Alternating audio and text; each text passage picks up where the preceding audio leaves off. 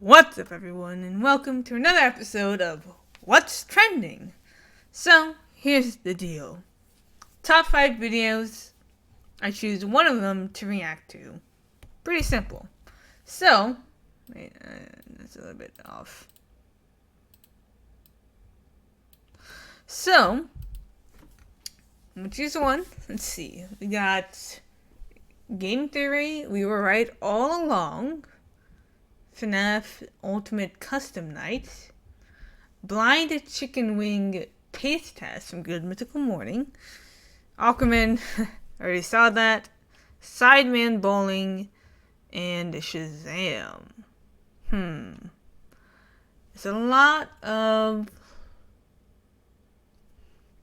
I don't know if I really want to react to...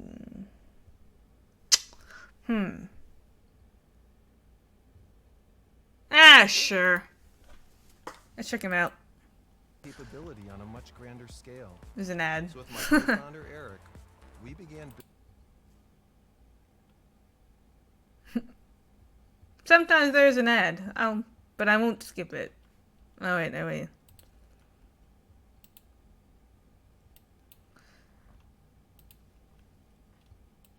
There we go.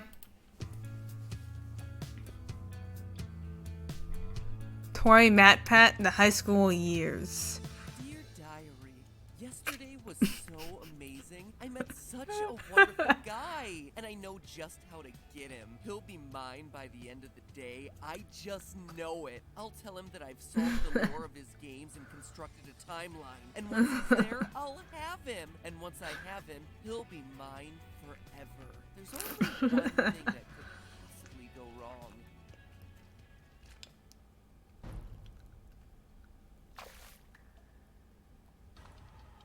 How can Mangle be walking around in Fnaf 2 before all the animatronics are possessed? How can Springtrap be experimenting with Remnant when he's sealed in a wall? Answer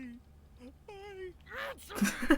I don't know. That's exactly what I worried might go wrong. No! No! Hello, Internet! Welcome to Game Theory, getting burned by hippos since 2018. Where's the intro? Story has to have significance, you know. Sometimes, sometimes Okay. a story is just a story. You try to read into every little thing and find meaning in everything anyone says, you'll just drive yourself crazy. Kinda harsh there, Scott.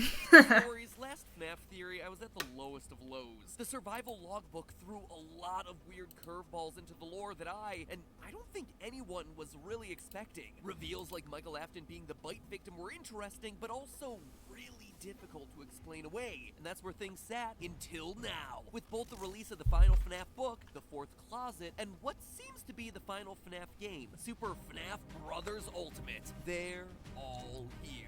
And now, with both these releases, we're finally in a position to see all the puzzle pieces we're working with, which means one last examination of the franchise from top to bottom, starting with Custom Night this week, and then next week stepping back and looking across the entire timeline to see if we can wrap things up in a neat blood-soaked bow now that we can see all the events and key players. So step through the curtain, Funtime Foxy, because the show's about to start. It's time for me to pull a Candy Cadet and tell you a story. A story of anger that never dies. A story of never-ending suffering. And I'm not just talking about me trying to write these theories. Today, I tell you the story of how Ultimate Custom Night ends the Fnaf franchise in the same place where it all began.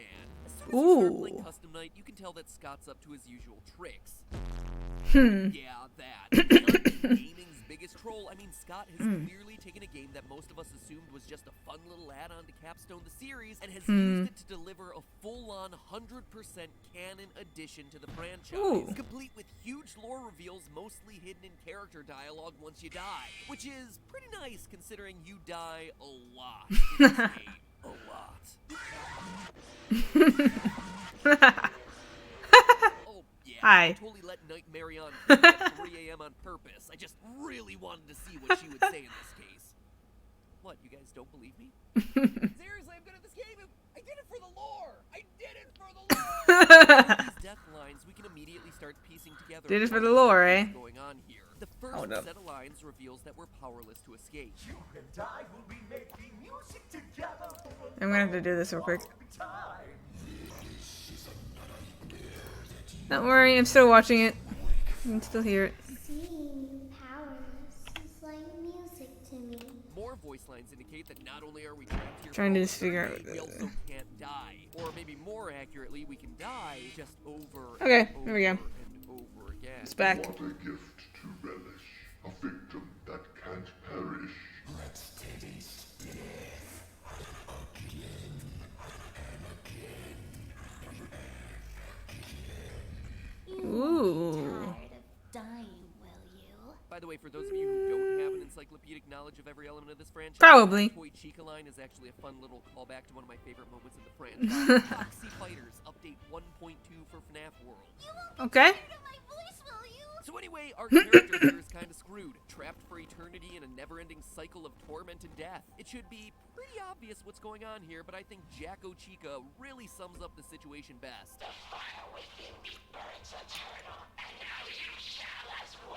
Oh. We're trapped in H-E double hockey sticks. Or toothpicks, like my family always said, since we valued proper capitalization. And from there, it's just a hop, skip, and a karmic jump away from who we're playing as. None other than Springtrap himself, William Afton. Not only does a one-way ticket to hell follow up on the advice Henry gave us from FNAF 6, Although for one of you, the darkest pit of hell has opened to swallow you whole. So don't Ooh. keep the devil waiting, little friend. but more voice lines in Custom Night confirm our relationship to each of these characters. We know who our friends are, and you are not one of them. This is a callback Ooh. to FNAF 4's We're Still Your Friends, Do You Still Believe That? But twisted on its head. If our character were someone like, say, Michael Afton, aka the Crying Child, aka another character who can't die, well then Fredbear wouldn't single us out as not his friend. He's not an enemy to Michael because Michael never did anything to hurt him. Get the fearful reflection of what you have created. William Afton killed Henry's daughter, Ooh. who goes on to become the puppet. Nightmare on here is the dark reflection of the puppet. I don't play FNAF, so I don't know too much about it, but the lore videos are interesting. Admit it. That he You does. wanted to let me in. Ballora's song and sister location was all about William hiding behind walls in the aftermath of his child's death, which left an empty room and an empty tomb in his life. All I see is an empty room. No more joy, an empty tomb. He shut everyone else out, but now that we're in William's personal hell, she's able to call him out for all his hidden feelings. William wanted to let the woman that Ballora represents in, but he just couldn't do it thanks to his grief, hence her calling him out for his real desires. You wanted to let me in. So we're a murderer trapped in a personal hell of our own creation, forced to deal with the sins of our past for all eternity. Sound familiar? It should. It was my first ever FNAF theory. No joke. Ooh. Way back in episode Really? 1 of the FNAF series, I don't predicted remember. it was a game about someone trapped in purgatory, tormented by their crimes for all eternity. Granted, the series had only just begun and the theory tied everything back to a real-life string of murders, but it's actually really awesome to think that we've come full circle. That from a theory We have come standpoint, full at least circle, these young videos have Padawan. circled back around to Or where it young all began. Skywalker. It's poetic.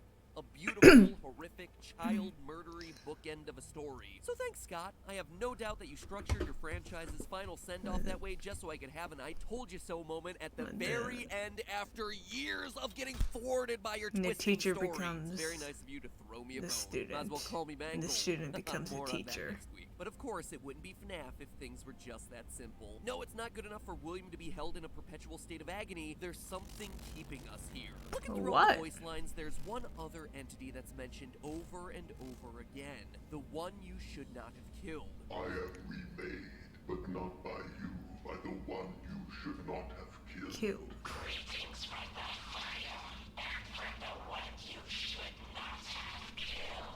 You killed somebody? What? The one I shouldn't have killed? You mean Voldemort? Oh, sorry, got him confused. with the name. But seriously, the one I shouldn't have killed in a franchise piled high with underage bodies. Okay, yeah, sure. All those other kids, nah, they deserved it. But that one right there, yep, shouldn't have touched him. Now you're damned for all eternity. Sucks to be you. Well, he Anyway, could be this the is demon's big son. history of the game. Who are they talking about? Well, by picking apart clues from all sorts of different locations, we can start piecing together who this one who must stay vague for lore purposes actually is. First, from the rest of the voice lines, we can identify that this character is a male. I have seen him 1,000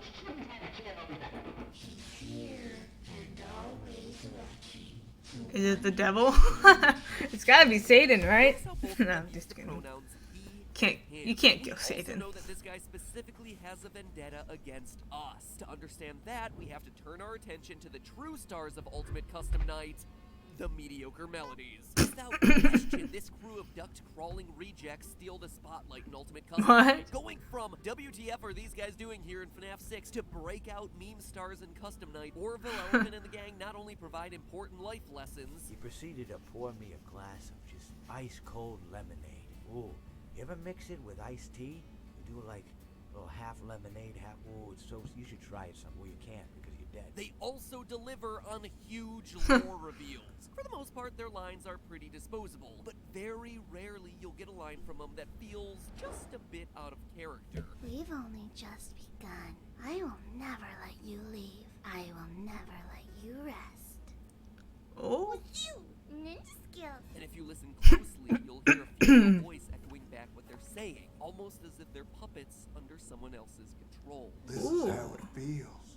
And you get to experience it over and over and over again. Forever. I will never let you leave.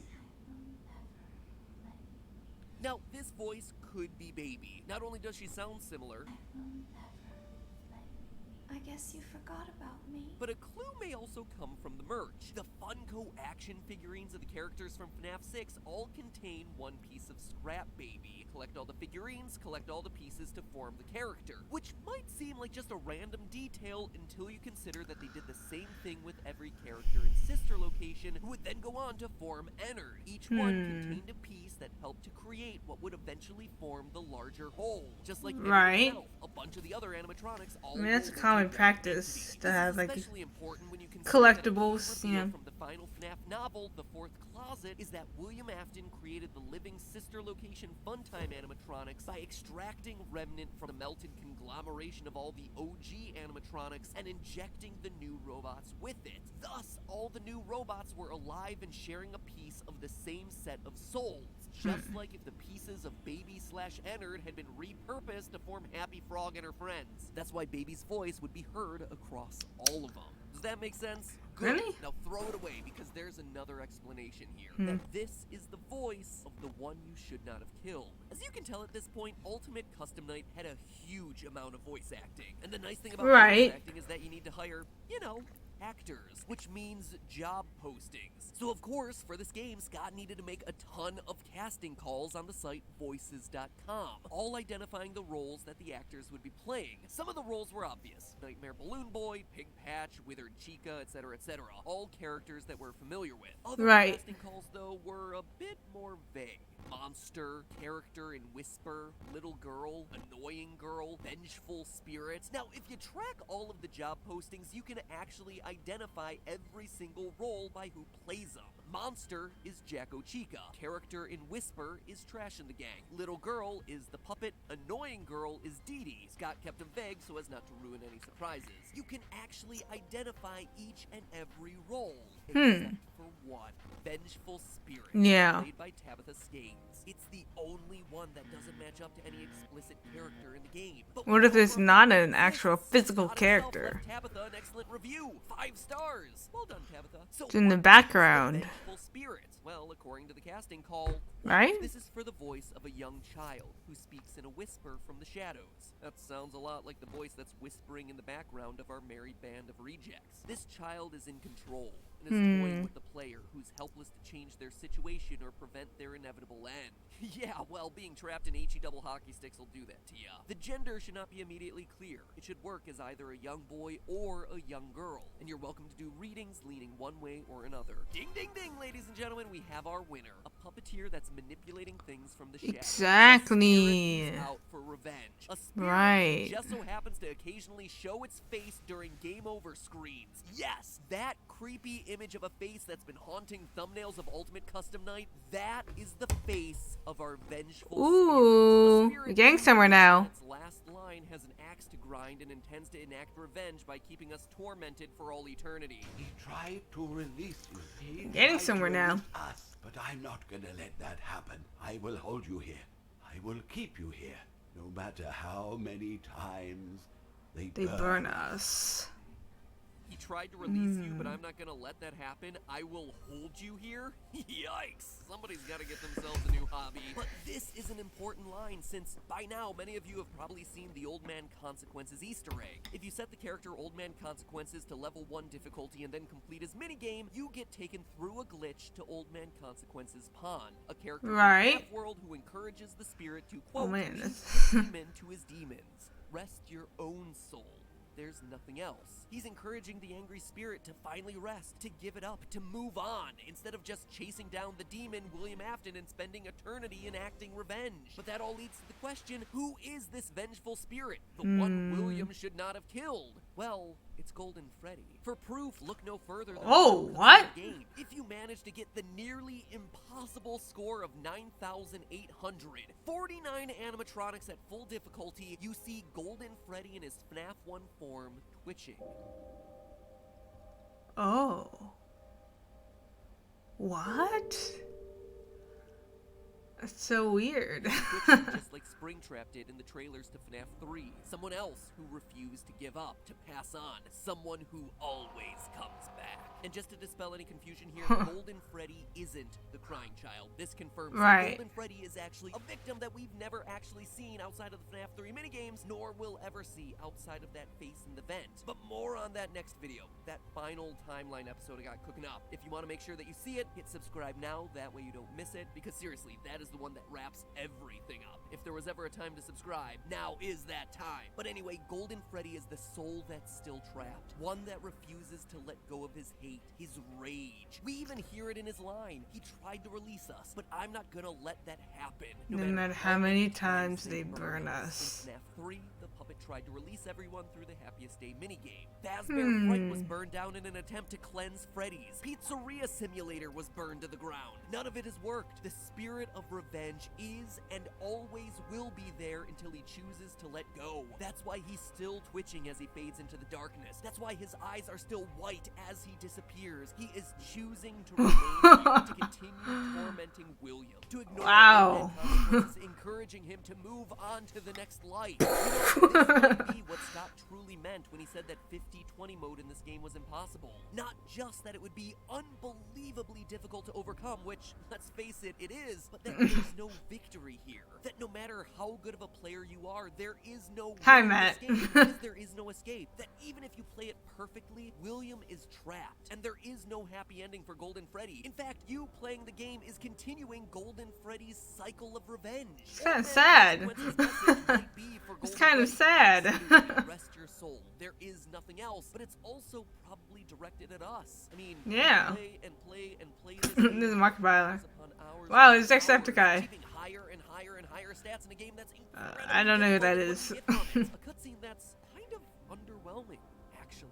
Perhaps Old Man Consequence's message was for Golden Freddy, sure, but also for us. Rest your own soul. There is nothing else. There's no going forward. There is no satisfaction. There's no end. Choosing to play, we keep William's cycle of torment alive. We are literally Golden Freddy forcing William through this over and over and over again. Wow. Refusing to accept that there is Oh my gosh. the most satisfying, unsatisfying conclusion in all gaming. And as far as your gameplay affecting character decisions, wow. it doesn't get I mean, any not worse than that. most people won't get In to the the end. truth is as plain as day. You are Golden Freddy. Next week, the what? break down literally everything else in this game and all the other Wow, I games think that's it. together one mega final timeline. Oh my I told goodness. Stephanie the other day that I was reworking the FNAF timeline. She's like, what is this, like the 80th time? And I'm like, yeah, pretty much. So place your bets now as to where you think the events are going to fall. Make sure you subscribe so you're notified of the new video. And most importantly of all, remember, It's just a theory. A game theory. Thanks for proving me right for a change, Scott. Wow, that was good. That was good. I'm not too involved with the Fnaf series because I don't really find them enjoyable to play. But the lore behind it and the theories behind it is what makes it interesting not to play, but to just kind of be involved in a different way, an unusual way. Usually, if I'm involved, I'm playing the game, but you don't necessarily have to be playing the game to be involved with the lore and get to know what's going on. In fact, following Matt Pat's series of FNAF videos, you get all the lore that you need. And it's very interesting when it comes together like that. Or it doesn't. By the way, congrats on having a baby, Matt Pat. Since, yeah. He's a father now. He's named Luke. So then you can say, Luke, I am your father. Even though it's, no, I am your father. You can still say it. I guess that's been taken a long time ago. I think that's why so many babies are named Luke. I think so. Anyways. Yeah. I guess that's it. And remember, it's just a reaction. A game reaction? Does that even work? I don't know. Anyways, comment down below what you guys think. Leave a like on this video if you enjoyed it. Don't forget to subscribe to the Game Theorist. And let your flames burn high and bright. For you guys are amazing. Peace out and have a good day. I'll catch you guys next time on Flame TV. Peace out and stay awesome, guys. It's been a blast. Thank you guys so much for stopping by. Again, so much for watching. I'll see you guys next time. Peace out.